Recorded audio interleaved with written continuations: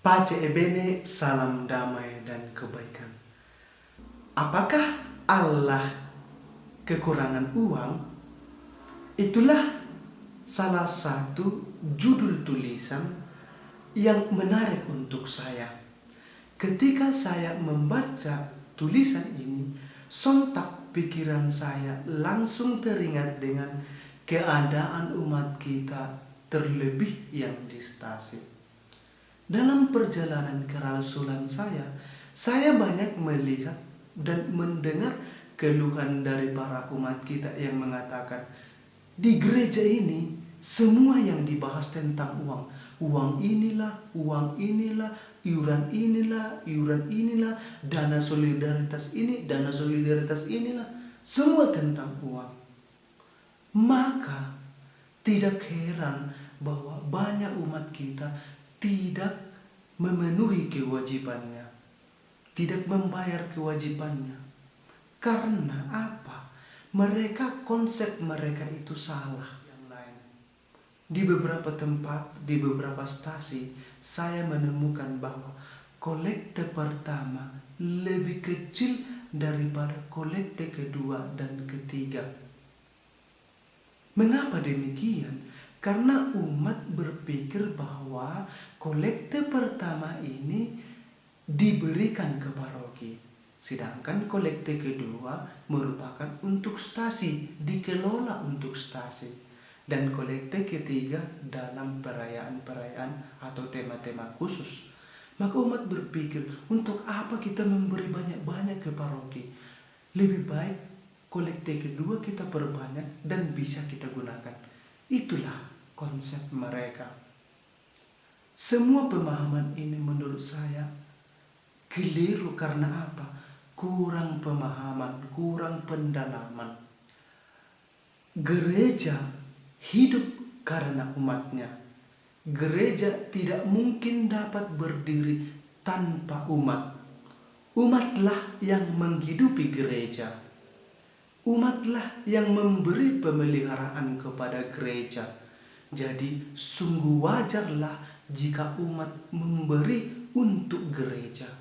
Ketika saya bertanya kepada umat di stasi, saya bertanya begini, Ibu, bagaimana jika para imam itu mencari uang? Artinya para imam ini sibuk dengan usaha demi memperoleh uang untuk pemeliharaan gereja. Nah, dengan demikian para ibu, bapak, dan saudara-saudari tidak perlu lagi mengumpulkan kolekte, tidak perlu lagi memenuhi kewajiban ini, tidak perlu lagi mengumpulkan dana ini. Tapi konsekuensinya adalah bahwa imam itu tadi tidak melayani umatnya. Artinya sakramen baptis tidak terlaksana, ekaristi juga begitu, perkawinan juga tidak akan pernah terjadi. Kenapa? Imam itu sibuk mencari uang.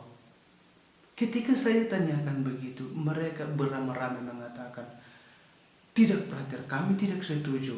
Lebih baiklah imam itu melayani.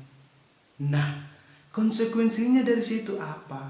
Bahwa jika imam fokus dengan pelayanannya, maka umat juga harus memberikan penghidupan untuk gereja.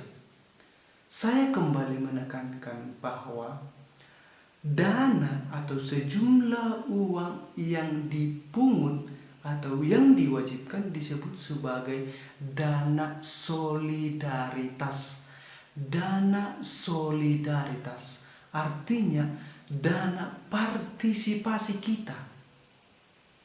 Artinya kita diminta sejumlah uang, sejumlah dana sebagai bukti kesatuan kita, supaya kita merasa satu kelompok, satu kumpulan.